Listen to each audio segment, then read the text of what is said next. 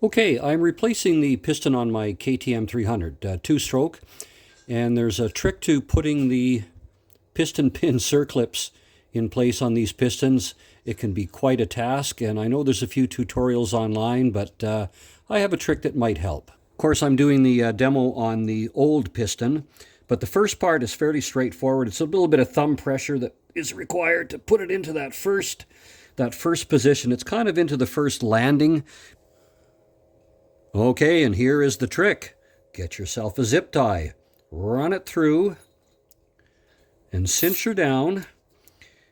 And you want to make sure that you're cinching it down on the side opposite of where you're actually working with your screwdriver and so on to drop that ring down into the next groove. This keeps the circlip from flying off on you, but also helps to keep that other edge from coming up, which it's going to want to do as soon as you start getting in here with your screwdrivers. So once again, you've got the circlip pushed into the first landing. You're going to be using a small screwdriver to get the opposite end from your zip tie down into the groove. Groovy. Then you take your larger screwdriver and you get in and you kind of twist and work and just drop her down a little bit more. That zip tie is keeping the circlip from flying out of there. So that's good.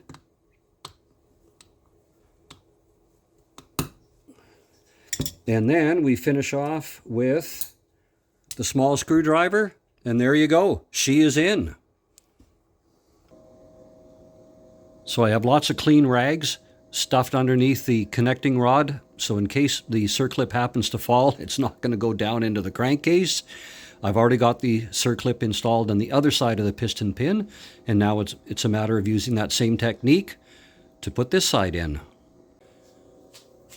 All right, once you've got your circlip to the first landing, get yourself a zip tie, stick it around the opposite end of where you're going to be starting to work from, and that'll keep the circlip from teeter-tottering and flying out of there.